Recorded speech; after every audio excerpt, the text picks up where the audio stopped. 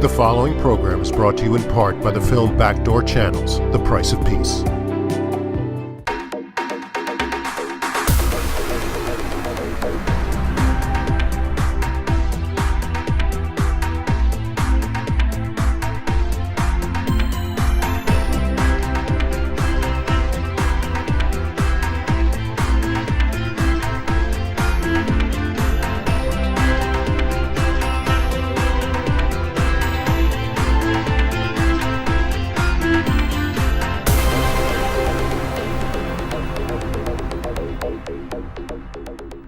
Welcome to another Leon Charney Report. We have a really eclectic and exciting show tonight. Austria is an heir to its history. What is its responsibility to that history? This is a point of serious discussions, and many different opinions were spoken out on this topic, and I think the final result of our deliberations is that Austria and Austrians, on the one hand, were victims of the policy and the ideology and the aggressive approach of the Nazi system, but on the other hand, they were also contributors, and many Austrians were involved in the crimes and in the terror of the Nazi system. Shadows from My Past is a documentary produced and directed by Kurt Kaufman and myself, Gita Kaufman, and essentially it is a series of letters which tell the history in a personal way from a Jewish family, a middle-class Jewish family who built themselves up from after World War I and started life again and were building themselves into the middle class, and then showed how they were broken up and separated, the family, in a personal way. Also showed they were very intelligent, caring people and were witnesses to what was going on. And we wanted to show what people went through. Not me particularly. I didn't particularly want it to be my story, but I did want the world to know how much the people, what they went through. And then much to our surprise, it also became a series of interviews of contemporary or near contemporary Austrians talking about things like moral ambiguity, how they felt about their past, about younger people, what their responsibility is today to the sins of their parents and grandparents. And also we interviewed a lot of prominent Austrians that gave a picture of a country which had been neglected in a way, because they were happy not to talk about their past and the responsibility for Hitler, who himself was Austrian, because as Wiesenthal said, many Austrians were major Nazis. As a matter of fact, I heard the statistics the other day that Austria had about 8% of with 8 million people, had about 8% of the Nazis, but they were responsible for about 40% of the Holocaust. That was said when we went to the opening of A Woman in Gold, and somebody from ADL reported that statistic. Did you ever order any executions, including deserters of the German army, towards the end of the war? No. I know that this accusation was put forward, but it is not true. I never did things like that. Did you personally ever commit any war crimes? Certainly not. Did you initiate any orders to do so? No. I had no power to give any orders of this kind, and I was working in a staff as a junior officer who had no executive power, and therefore there was no question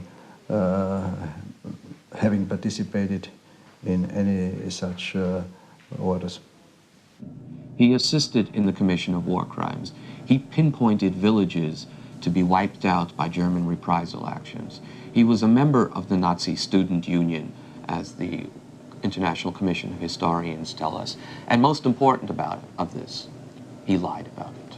He lied then, and he lied now about it. It took 4 years to get Waldheim. to get in front of our cameras. When we went over there, Mr. Friedman, who did the film on Barbie, said, try to get Waldheim. And I said, he turned us down, and he said, well, chase him down, and that wasn't our style. Eventually, someone over here who knew Waldheim and knew us, and introduced us to the Austrian council at the time, and the council was a good friend of Waldheim's. So after he met us, he sent an email to Waldheim and said that we were okay to see him, to interview him, because I understand Waldheim had really been bashed after a while in American newspapers.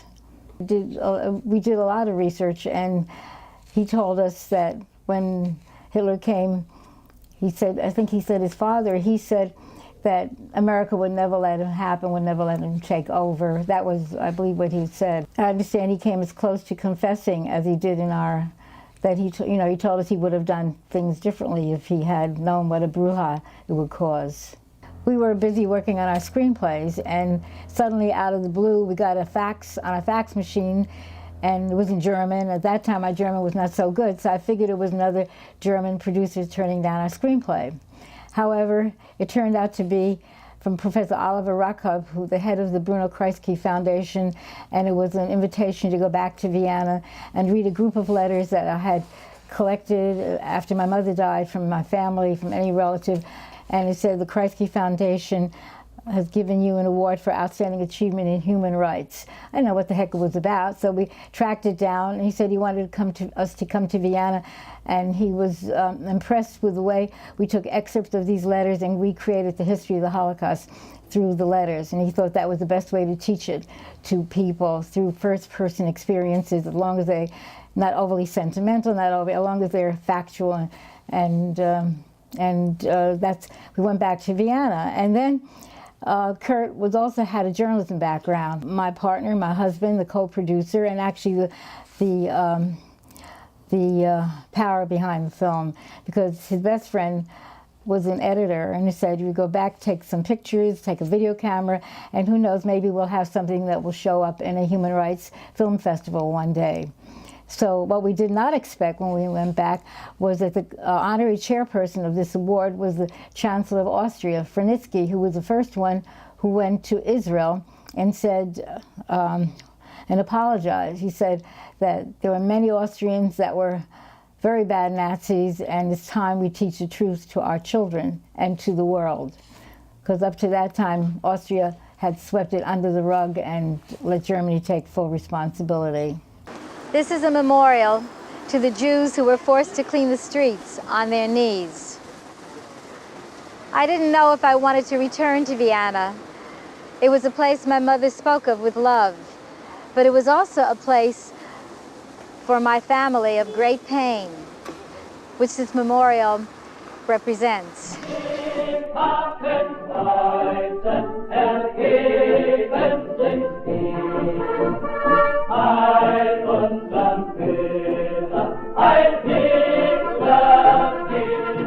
Watching how our documentary developed, remember I said we didn't expect to have these interviews, and with the art of editing, and so many came out and said we were the first victim, but guilty or almost guilty, but always it was the first victim. You know, he said it, even the president said that, and though he said but, and then others, we look on our past, and so did Schussel, we were the first victim but also guilty.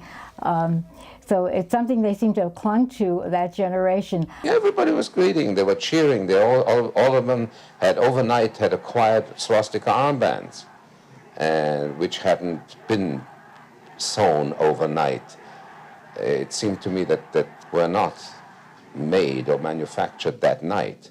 They had been prepared a long time earlier. You mean they did not wear them until the Anschluss, until That's that right. night? But they had been in preparation. They were there, and the police, every policeman on every corner wore a swastika armband. I mean, these were our loyal Austrian police who were supposed to be loyal Austrians, were all of a sudden loyal Germans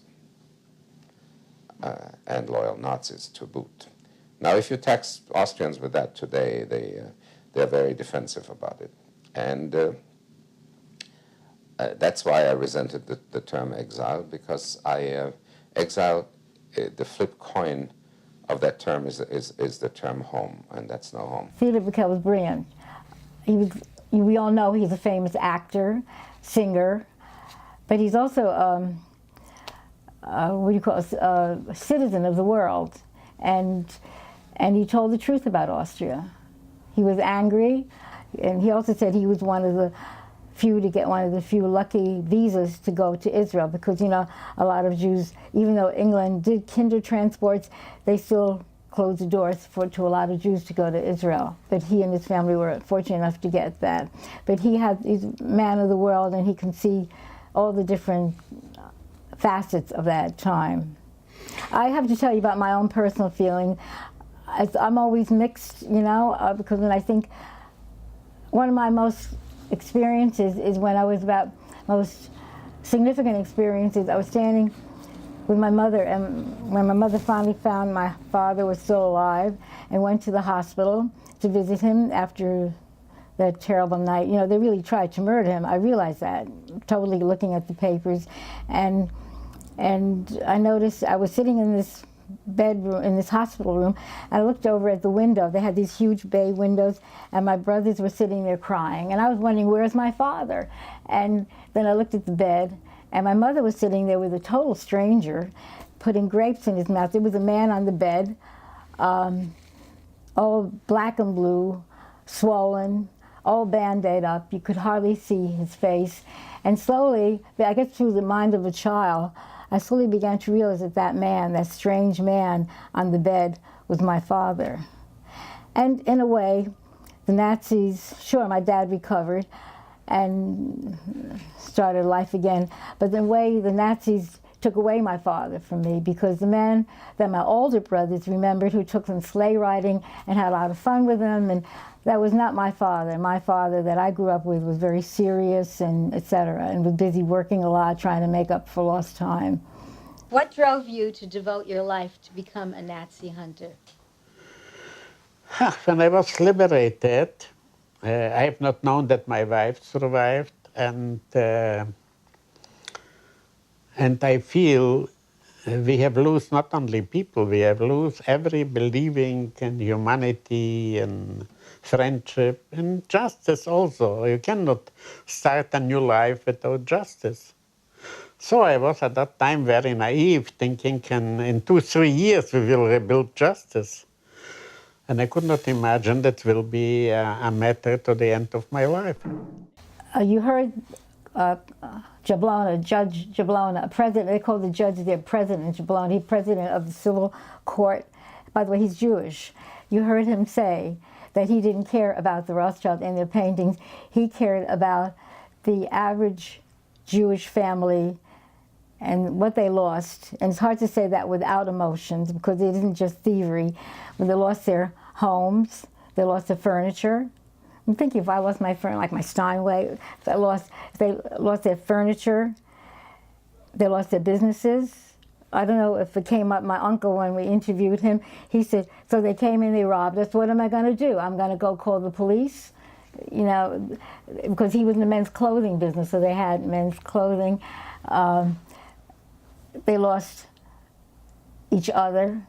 They started breaking families apart. They were just waiting for my father to get out of the hospital for 3 months. They kept banging on our door asking, is the Jude zurück? Is the Jew back? And we were stalling him because they were waiting to take, at that time, Hitler didn't know he would get away with breaking up families, that they were waiting for us all to go together to deport all of us to a place like Dachau. And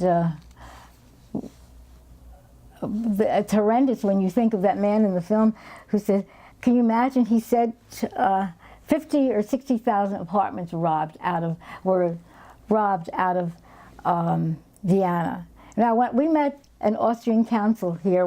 What do you think the Mrs. Council said to me? She said, you know, we weren't one of those who took over the apartment. It just never occurred to me what she was talking about. But of course, with all my research, I realized what she's talking about. And when I went back to Vienna and a young mother with 3 children. We were walking with one of those very picturesque bridges in Vienna from District 1 to the Jewish district, District 2. And she stopped me and she said, you know, it's really too bad what happened to the Jews, but you know what? I'm worried. I don't want to give my apartment up. I don't want to lose my apartment. Do you think a Holocaust could ever happen again in Austria and Europe? We spoke about history before. It would be a prophecy to say it could happen or it could not happen, but I think we are forced to make all initiatives to ensure our democracy and to prevent that Holocaust can come up once more. And under the certain circumstances in Europe, there is only one danger: to have to bring this dark period back. It's the danger of having so many people unemployed. I guess my days of crying in public, or when I first discovered the letters here, in this room actually, I put them in here by my piano, and I just cried, and I realized, my God, these were the relatives that my mother had not always spoken about and did not want us to forget. And I think that's when it came out that day. And the feeling, the pain, as a young child, I remember one day a big trunk came to Kingston, New York, our 3rd floor, cold water walk-up. And what was it? It was a trunk that I think her brother, she left behind in Vienna, sent to her, of her feather, her bedding and stuff like that, and her wonderful needlepoint, which Nancy didn't realize how valuable that was at the time. And she cried and broke down, and she said, you know, I could save the bedding, the feather bed, but I couldn't save my brother.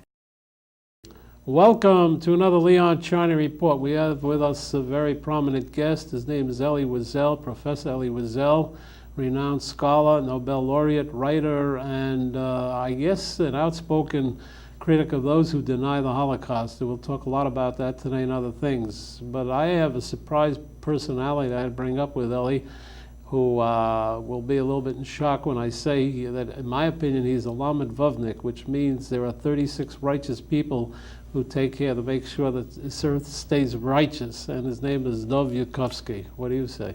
Well, I agree, he's a friend, but he's not a Lamed Vovnik. Lamed Vovnik is somebody who remains unknown, secretive. So I took him apart. And you just took him apart. Oh, you deprived him of his title.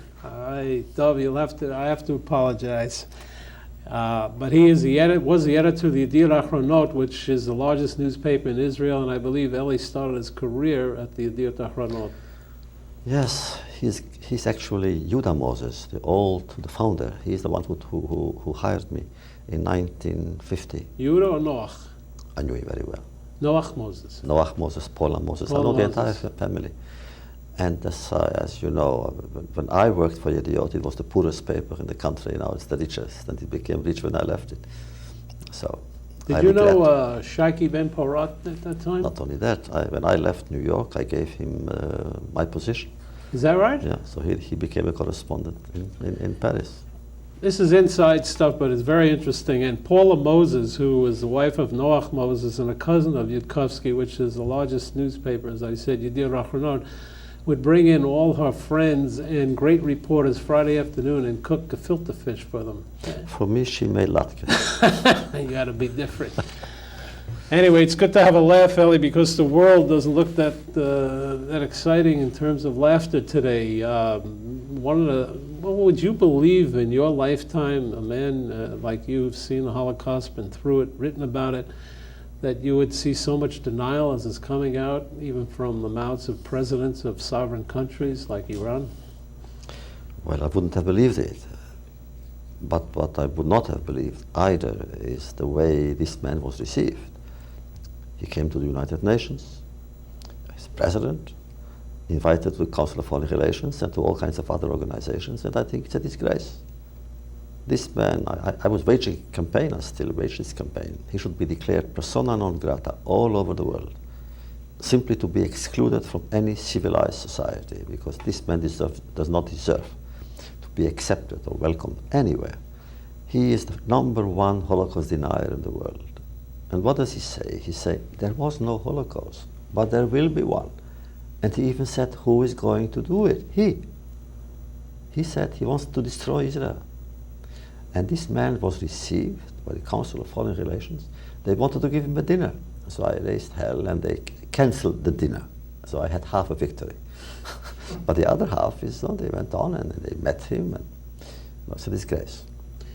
Does it bother you that some of the members of the council who are Jewish didn't come stronger into trying to make sure that he wasn't able to present himself?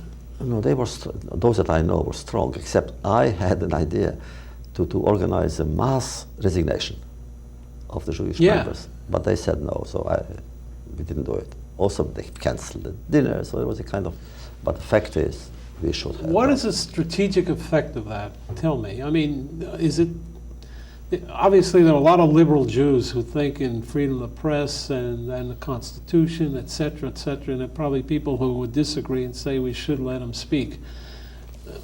Bring me philosophically what these people are thinking. And you know, probably if we study Germany, there may have been some people in 1929, 1930 who said Hitler was freely elected, so he should have had the right to speak. Where do you draw those lines and how do you stop them?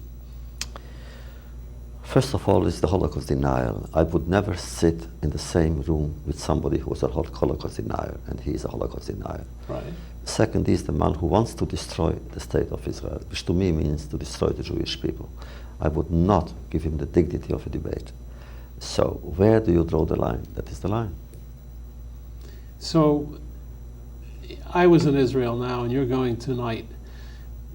What do you think the Israeli political system should do with personalities like should they talk about him? Should they deny him? Should they organize conferences against him? Could the government of Israel do anything, or do you think it's left to people like you and outspoken historical figures who should really come to the forefront? No, Israel is speaking up. The Israeli delegation left the General Assembly hall when he began speaking. They made statements, good statements. The ambassador of Israel, I alone, wrote a letter to the New York Times, which was then responded by the New York Times. So they are doing it. We don't do enough. I mean, we Jews in the diaspora, we are free, really, we are free, and we don't use our freedom to proclaim freedom and to protect it by simply saying some of the people who want not only to kill freedom, but to kill those who celebrate freedom. In our case, let's say as Jews in Israel, I think they should be punished, not physically or somehow, punished morally. They should be condemned morally. And that is something which is so clear. We don't even have to argue the case. It's clear. There are some people that when they speak, and they speak with hatred, the hatred becomes a wall. The problem, I think, that the American government had, I think George Bush even had a problem whether to allow this fellow to come in and speak. And I think they restricted him. I don't know if they can. No, they cannot stop him because he came to the UN. Right. But as somebody who comes only to the UN is restricted, I think, a few miles. I don't know how many miles. He can, within that perimeter, he cannot go. He couldn't go, let's say, to another place, another city. It has to be to the UN. I had many people on his show discussing this guy. Do you take him literally that he's out to destroy Israel, or as some people say, he's only using it to get his population revved up or to get his polls? What do you do? Leon, you and I belong to a people and to a generation that taught us to take the enemy's threats seriously. Some of our people didn't, and they lived to regret it, or died to regret it. So you take him literally? Absolutely. If he could. Is there a doubt in your mind that if he has the nuclear weapon, he would use it against Israel? He said so. Why shouldn't I trust his word? You'll be surprised, Elie. I've talked to some generals in Israel. I've interviewed them even on this show. And I agree with you. I'm a hardliner on that. There are two great rabbis in Israeli Talmudic history. One was Hillel, one is Shammai. Shammai was very strict and Hillel was a little bit more liberal. I am Shammai on this as you are, because I think you must take him literally and you must defend against him. And thank God I did not go through the Holocaust, and you understand it and live through it. But there are people who say that we shouldn't take him that seriously, that Iran is 50% Persian and they're anti-this and anti-that, and there's ethnicity in that school, in that country, and we shouldn't worry about it that much. I take the opposite position. I take the position that you take. The question is, does he have the power to do this at this moment? From all the sources of information that I have access to, he has the power. Really? Absolutely. If he wants, whatever he wants to do, he does. The truth is, Iran is the enemy, much more than Iraq. When the Iraqi war began, I was in Israel a few times. I also spoke to generals in power. And they said the real enemy is really Iran. Right. They said it then, they say it now. And therefore, I'm convinced that Israel and the United States and some European countries will not allow Iran to become nuclear, no matter what, at any price. I take another position. The reason Iran, its blatant anti-Semitism is because there's no border with Israel. They don't have any border conflict. Iran does not have any border conflicts with Israel. So all they have is pure anti-Semitism that's coming out of the mouth of their president. Because if you look at it in a geographic way or a topographical way, you can say Syria, okay, they're looking for borders, Jordan is looking for borders, Egypt is looking for borders. All these wars are basically about borders. The Hamas and Palestinians, they're trying to establish their state. But Iran is out there. It's like this fellow from Malaysia, he also was pretty anti-Semitic. I forgot his name. He wanted also to destroy the Jewish people. So, what? There is a difference, Leon. Iran is, you say he's not there, Iran is there. It's powerful. The new element in the equation is Iran. What is Hezbollah? What is Hamas? Iran is giving the money. Iran is sending the weapons. Iran is sending officers to train the Hezbollah. And what does Hezbollah want? Territory? No.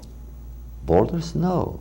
Hezbollah wants to destroy Israel. I said the same thing 2 weeks ago. Hezbollah is only to destroy. It's not territory because there's no. Sure. They give you a song and dance about Sheba Farm, but it's a joke because Syria doesn't even claim Sheba Farm. And that is Iran. Right. Behind so Hezbollah is I Iran. agree with you. Hezbollah is totally, I said it on the show, totally anti-Semitism. And they're connected now with Hamas, so it's all one game. So the question is, you have convened in Petra a group of Nobel laureates to try and bring peace and humanity to this world. How is that working? It worked very well, really. It was actually an association between King Abdallah and myself, and my little foundation and his huge foundation did it technically and organically.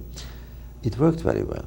We invited Olmert, new prime minister, and Mahmoud Abbas, the president of the Palestinian Authority, to come. They didn't want to come together. So I had one-on-one conversations with them in front of all the Nobel laureates and so forth. It was great. And then there was a breakfast. And they met and they hugged each other. And I want you to know, it was a moment of glorious promise. In our presence at that breakfast, they decided already about scientific cooperation, about economic cooperation, education. They began something. But then 3 weeks later, Hezbollah came and destroyed everything. But we shall continue anyway. It was a great moment then. Elie, what was your position on Arik Sharon's pullout from Gaza? What were your thoughts about that? I have a rule, I never criticize Israel. Whoever the president or prime minister is, if I don't live there, I don't share Israel's suffering except from far. And what Israel does, if I cannot praise, I try. If it goes beyond certain norms, I go to Israel, see the prime minister face to face, and I tell him of my pain or of my desires and so forth, whether he listens or she listens, or the case of Golda. But if Arik Sharon, after all, who is a hero, he saved Israel in 73. If he felt that they had to pull out of Gaza, who am I to tell them don't, really? I don't live there. It's a good rule. We got to cut for a break. We'll come right back. Elie and I are on the same page. I, as an American, never criticize Israel. I tell the people that Israelis have a right to decide their own destiny, and we have a right to, and should, not only a right, we should support them. We'll be right back. We're back. I'm talking with Elie Wiesel, who really needs no introduction. What was your latest book, by the way? It was a big seller. Where? Elie. The Oprah Winfrey, she That talked. was the first book.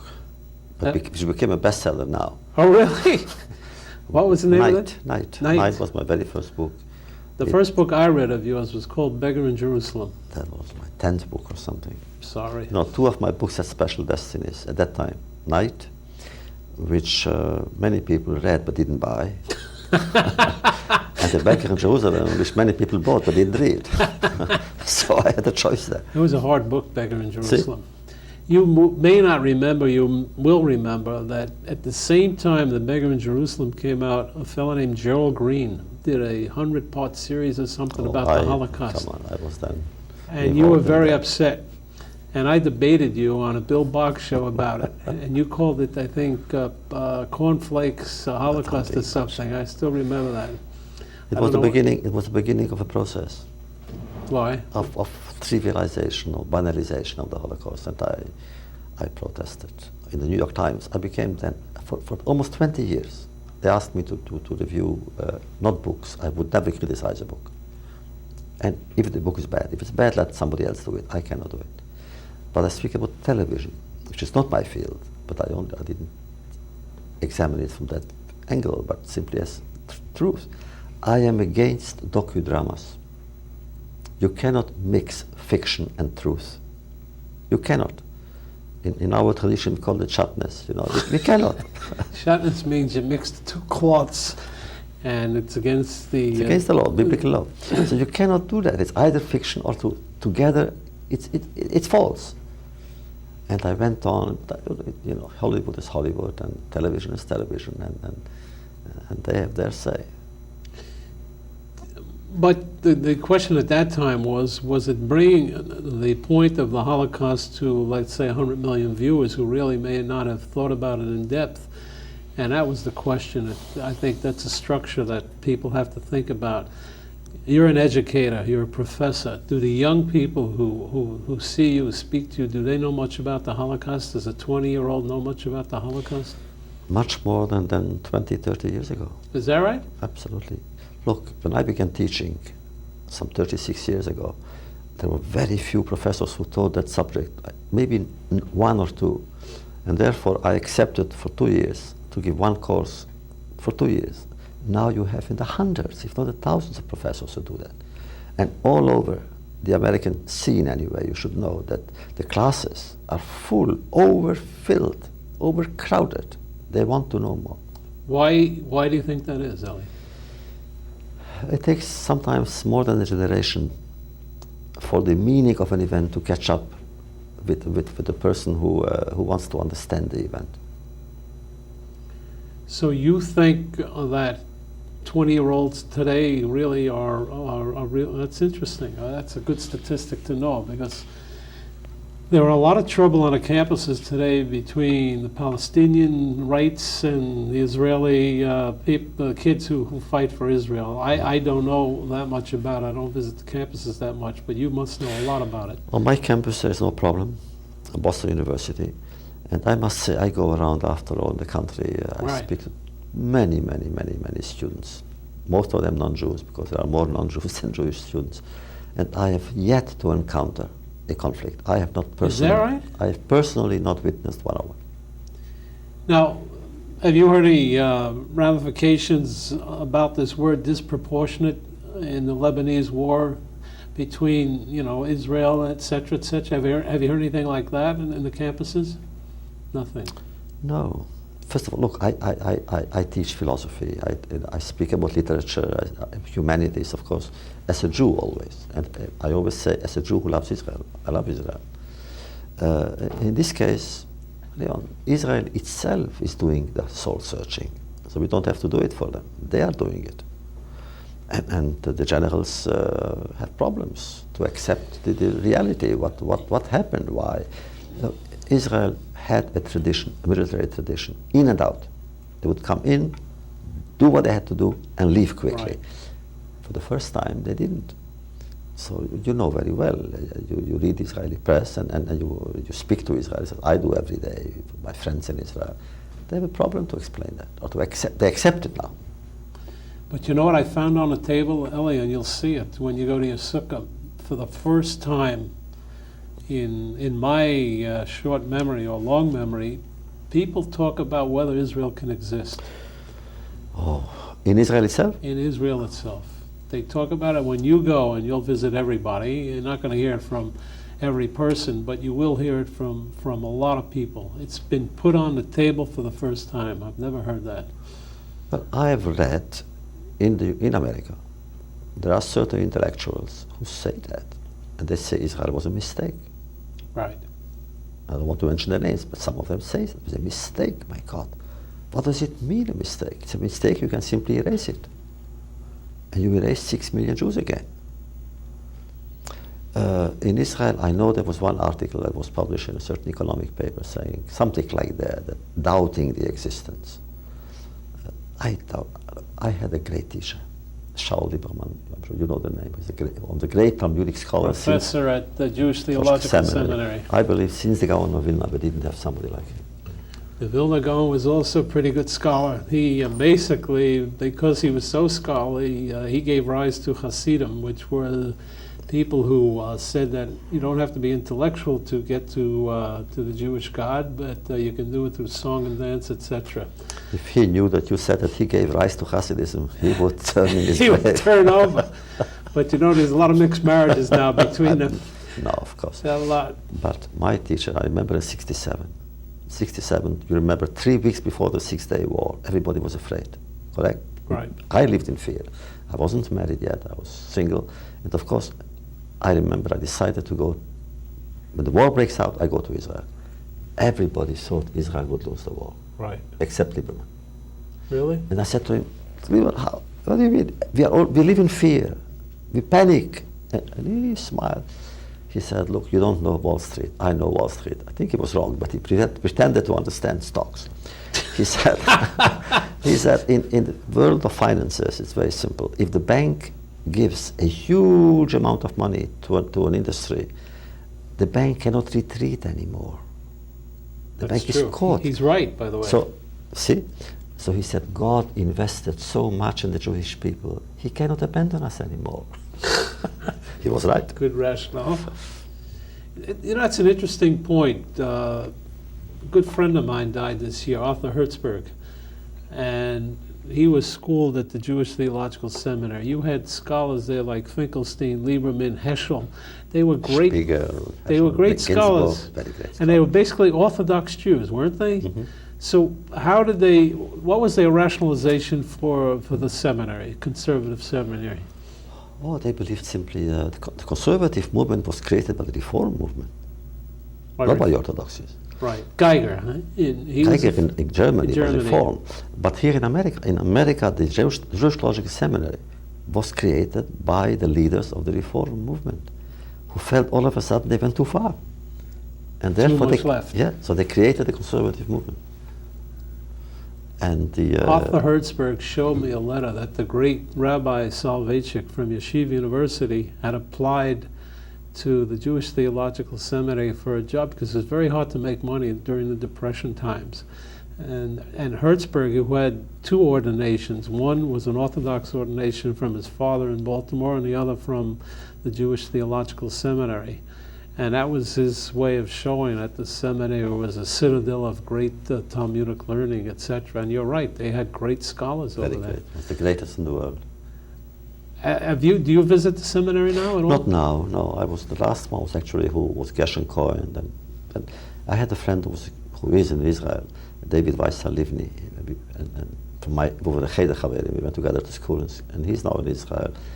Livni is a great Talmudic scholar, huge. Yeah, so he left the seminary when they let women be ordained, am I correct? Correct, and then he went to Columbia. You think an NBC reporter would know that if he interviewed you? Sure. Only from his research, guys. What else should he know? Livni is considered by most people I know. Today, one of the greatest Talmudic scholars alive, absolutely, no doubt. What is the Talmudic mind? A mind, a curious, inquisitive mind. Talmud really is based on dialogue. the most tolerant corpus is the Talmudic corpus. You mentioned Shammai and Hillel. They didn't agree on anything, but they respected one another. And their disciples, usually disciples are more voracious than their teachers. They were so close to one another that they intermarried. That means they married each other's sons and daughters. They ate at the same table. Absolute respect. Talmud really means study. The study of Talmud means to study. But it's based on always on dialogues. Do you study Talmud? Every day. There is something called Daf Yomi, where you study a page. You do that? Really? No, it was created by Rabbi Meir from Lublin, Yeshivat Chachmei Lublin. And they study, what is it, one page a day? No, I study problems, problematically. I take a sugya, what we call, and I study it through with all the commentaries. Do you find there are great Talmudic scholars being born now? Do you, on the level that you know, do you meet with them? Born? If they're born today, I don't think I will. Are there some modern personalities? You mentioned Wiesel Livni. Livni is a great scholar. The Talmudic mind, I mean, I'm a lawyer, but when we went to law school, the professors used to tell us if you have a Talmudic mind, you've got a head start already on the study. You are lucky, because in the modern language, if you say in America, you and your Talmudic mind is an insult. They mean it as an insult. Is that right? I can tell you some very renowned political figures and teachers from Harvard and so forth. When they say, you and your Talmudic mind, it means an insult. Really? That means it's you turn it everything and then. That's a new one, but okay. They used to tell me I had a Talmudic mind, but I'll accept it. That's a compliment. All right, we have a lot of Muslims in the world who are very good people. They follow Islam, which is a very good religion. It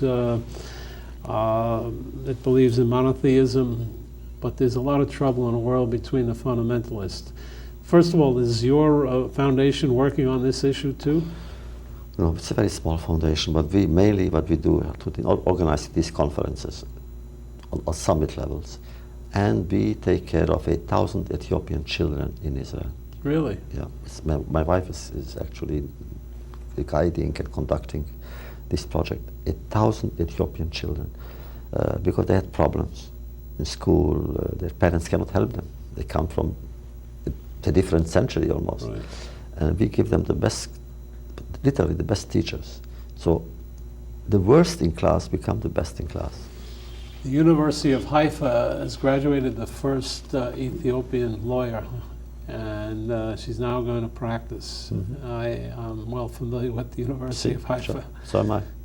All right, we're going to cut for a break. We'll come back, and then we're going to discuss the Pope and see how Talmudic he was in his statement about the Muslims. We'll be right back. We're back. We're talking with Elie Wiesel about a lot of topics which really are going to affect the world. He's a humanitarian and a philosopher and a writer, etc., etc. Has Germany redeemed itself? I think Germany really made an effort. And I think Germany deserves praise for that. First, it became a democracy. For the first time in its history, it became a democracy. The Weimar Republic was really a kind of parenthesis. And also what Germany has done for the victims of Germany. Giving money and compensations and what we call shilumim in Hebrew, retribution, and after all they paid. They helped Israel. And therefore, and also I have students from Germany who are really very, very special. The good ones are very good. The others are very bad. That means in the middle you have, of course, the grey zone, but the anti-Semites are the worst, and the anti-Semites are the best. But I'll tell you something which happened. I was invited to address the Bundestag, the parliament, in its first session when it came to Berlin. It was in the Reichstag. It was in the year 2000. And everybody, of course, came to the opening, and I was the speaker. And at the end, I turned to the president. So, Mr. President, Germany has done good things for the Jewish people. One thing you have not done. You never asked the Jewish people for forgiveness. What did he say? Didn't say anything. But a week later, he was in Jerusalem, addressing the Knesset, asking for forgiveness. Really? Yeah. When Ben-Gurion decided to accept reparations, you were a young guy. Were you in Israel then? No, I never lived in Israel. I was a journalist for Yediot Achronot in Paris, and I was sent to cover the first meeting of the Israeli-German delegations. It was in Holland. What was your feeling? I was against it. You were? Yeah. But at the end today, would you say it was a good decision? I'm not sure. Really? Why would? Because it shouldn't have come down to money. I see. It was only a matter of money.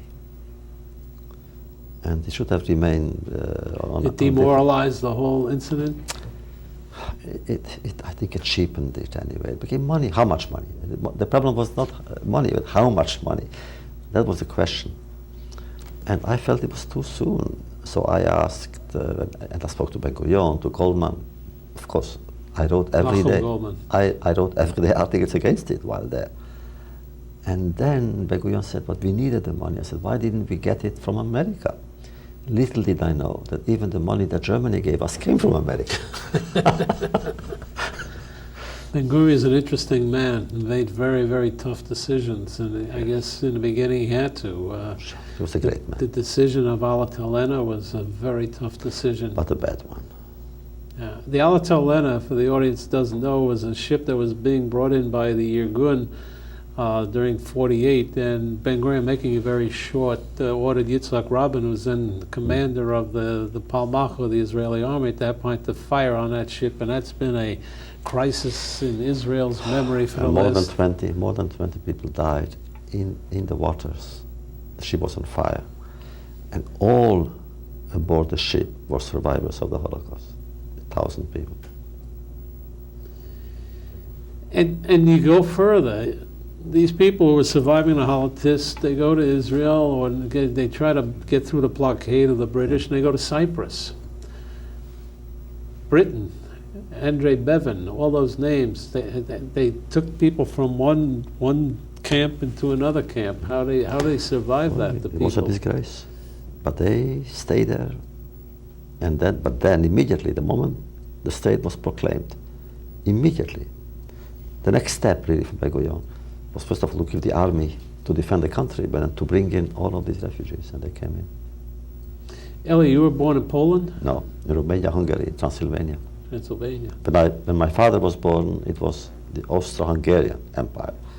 When I was born, it was Romania. When I left it, it was Hungary. Now it's Romania again. It's good music. And music is good. What did your father do? He had a grocery store, but he spent most of the time really with the community. He was very much involved.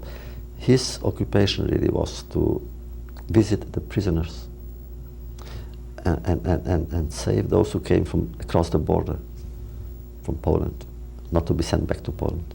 And you were an Orthodox family? Very Orthodox, Hasidic family. And he studied Talmud? Absolutely. We ran out of time, Elie. I got to wish you a great trip to Israel. Come back and see me. Have a good Yom Tov. You too. And we'll talk about how Israel will live eternally when you come back. Pleasure. See you next week.